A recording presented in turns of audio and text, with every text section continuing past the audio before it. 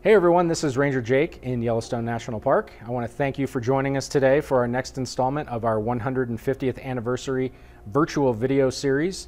Today we're going to be talking about the past, present, and future of visitation in Yellowstone, specifically how transportation has changed over 150 years since the park was established. And if you look over my shoulder here, you can see we're surrounded by a bunch of historic vehicles. We're actually standing inside of the park's historic vehicle collection. And to talk more about that today, I'm joined by Miriam Watson, who is to my right here. She is our park museum curator. She has a master's in museum studies, and she's been working for the National Park Service for over 20 years in a variety of parks, and she's overseen a handful of different museum collections across the country.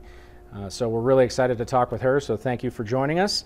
We're excited to learn more and get a little tour of the historic vehicle collection. So with that, I'm going to go ahead and jump behind the camera and we'll let you take it away. Thank you, Jake. I appreciate it. Thank you all for spending time with us today. We really appreciate it. As Jake said, I'm Miriam. I oversee the museum, archive, and library collections at Yellowstone National Park. We have over 5 million items ranging from historic hotel furnishings to early Army records dating to the 1880s, as well as a historic and scientific valid wolf skull collection, probably the largest in North America.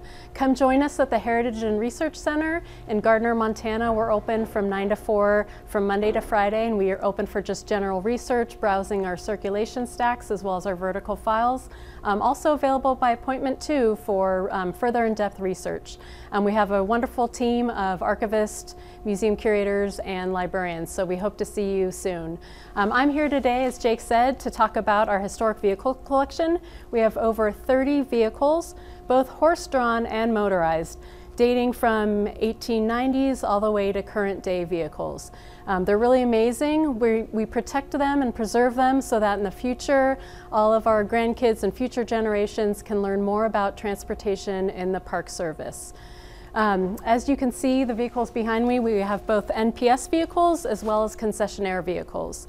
When a vehicle is retired from concessionaire program or from the Park Service, we appraise the collection or the item to see if we want to bring it in the collection, and then we bring it in as a museum item and we protect and preserve it. We take it off the roads and then it's no longer available. If you want to learn more about our transportation collection, go on to www.nps.gov/yell, and we have more information on our different vehicles online. So with that, I'm going to talk more about the general history of transportation in Yellowstone National Park. Early on, we have a lot of historic evidence that Native Americans have traveled in and around the park from as late as 10,000 years ago into currently. We have the Bannock Trail, which they've historically used when they've moved from eastern Washington and Idaho through the northern range of the park from west to east, heading to the Great Plains in search of game and food. We also have evidence of the Sheep-Eater tribe. They live year-round in the park, and they actually also had trails. Early National Park Service Superintendent Philetus Norris and other visitors and explorers noticed evidence of a parallel line trail through the park, and what that was the Sheep-Eater tribe used dogs and their parts of their tribe to pull a travois, and on that travois they would have their food and personal items, and they would move it around the park seasonally. They used animals, they used their dogs as pack animals, and then also to drag the travois, so that's what the two lines were, and this is still evidence throughout the park. The Native Americans also used the native animals trails, the game trails, as well as the game animals also used their trails, so you can see that historically as well. In 1750, there's evidence that the Native Americans started using horses in Yellowstone. In the first decade of the park, we also see that there wasn't any infrastructure for transportation and people coming into the park, so people would bring their own stagecoaches and most likely their horses. They would just come riding on in their horse into the park. But as soon as 1878, our second superintendent, Philetus Norris, created roads. He applied for funding from Congress and created roads throughout the park to find all of the treasures to bring people to. In 1878, I got distracted. The railroads came in. They really embraced the National Park Service idea throughout the Park Service. Railroads are really intrinsic into bringing visitors to the parks. They came into all of the park entrances except for the northeast entrance gate. I'm going to talk a little bit more about how they came in through the north here because this was one of the main entrance gates. They came into Cinnabar Basin. It's located 10 miles north of the current entrance gate. And then people would get off of the train and they'd ride tally-ho wagons into the park. From 1886 to 1903, that is the route they took. From 1903 to 1915, they came in through Gardner, Montana. They extended the line to Gardner. And you can see current evidence from the depot. That's our public library in Gardner, Montana now. So if you want to drive north of the Roosevelt Arch, you can go see the depot next to Arch Park. They would unload off of the railroad train and they'd load onto tally-ho wagons. These wagons were pulled by 6 horse-drawns, and so the drivers were really skilled. They actually made more money than the park superintendent at the time. It was such a highly level skill for these drivers. Not all of the stagecoach drivers could drive 6 horses because they had to have 6 reins in between their fingers and control all of the horses.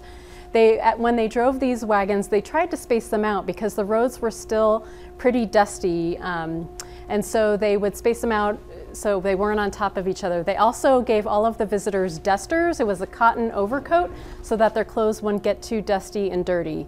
The roads were so primitive that sometimes the wheels would get caught in a rut, and everyone would have to get out of the wagon and actually push the tally-ho wagon. Even though at that time you really had to be wealthy to come into the park, so imagine all of these well-to-do folks helping out. They took them up to Mammoth and they got out and they stayed in the Mammoth Hotel overnight, and then they loaded into a different tally-ho wagon which was only horse-drawn by 4 horses, so they had a different stagecoach driver, and they would go throughout the park and do the Grand Loop, and it would be a 5-day tour and they'd stop at hotels every different day.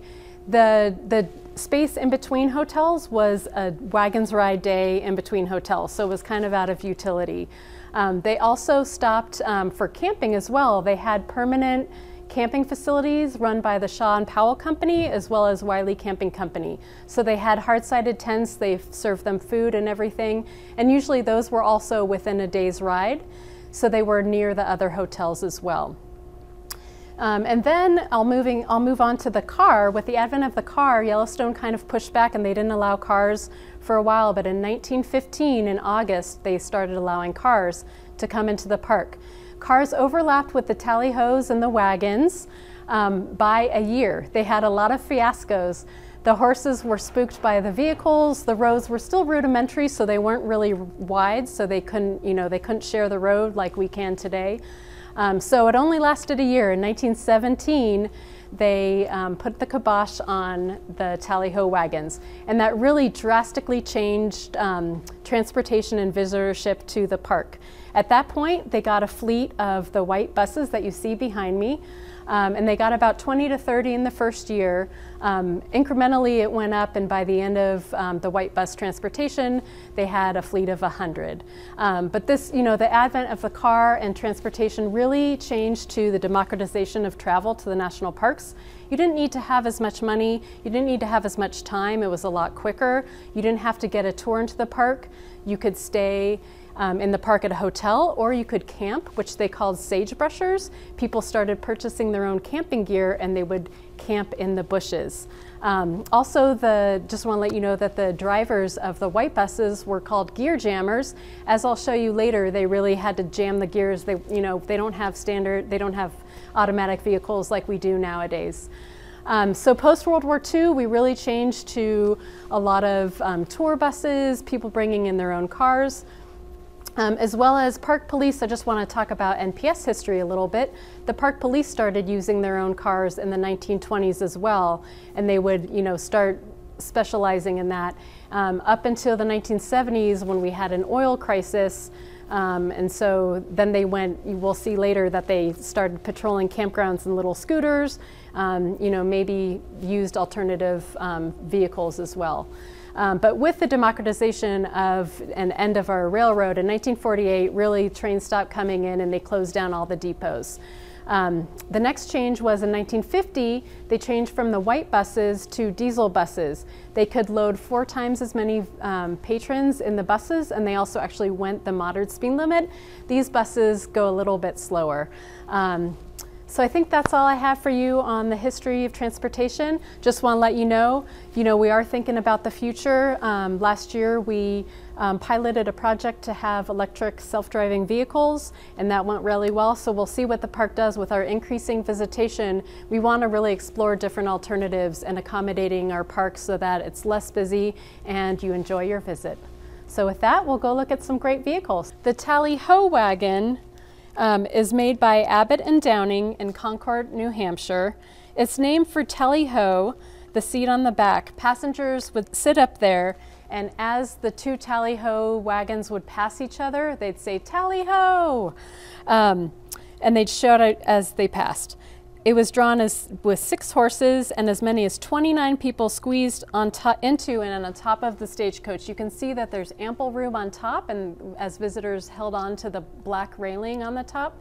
And we also have frontward serving seats. That was a new restoration because people wanted to see what they were looking at Yellowstone instead of the old stagecoach days when they actually looked at each other and talked. It was more for sightseeing. Drivers, as I mentioned earlier, drivers of the highest skill were the coach drivers. They only used this transporting railway guests from Cinnabar and Mammoth up until 1915. These were unlike regular stagecoaches because they've been heavily restored. These were used as current as 1980s. They used these out at Roosevelt for the cookout. But then they're so top heavy that we actually had some accidents and we took them off of rotation. This is a Shaw and Powell Mountain Spring wagon. They were a camping company headquartered out of Livingston, Montana, which is an hour north of the park. They operated tent camps in the park from 1898 to 1916. In 1916, it was merged with the Wiley Camping Company to form the Yellowstone Park Camping Company. The camping companies provided a less expensive way to see the park and catered to the middle class. Visitors saw the same sights but stayed in permanent tent camps instead of the hotels. This wagon was made by Studebaker in South Bend, Indiana. Unlike Abbott and Downing, who made the other Yellowstone coaches, the one that I just showed you, Studebaker successfully made the transition from horse-drawn coaches to motorized vehicles. This one is one of the original fleets of wagon. It's believed to be an early model because of the low number 6 that you can see on the side in yellow. This coach with 3 rows of seats could carry 11 passengers with 2 people sitting next to the driver. The wagon was heavily restored in 1978 to 1998, but you can still see it's in beautiful condition with leather seating and some of the original paint. This is a 1917 touring bus made by the White Company. It is known as Number 1. This is an 11-passenger bus. It drove thousands of visitors into the park. It has a retractable canopy and it stayed down except for the rain or snow to allow passengers a better view of the park. It has a 4-cylinder engine which is under the driver's seat.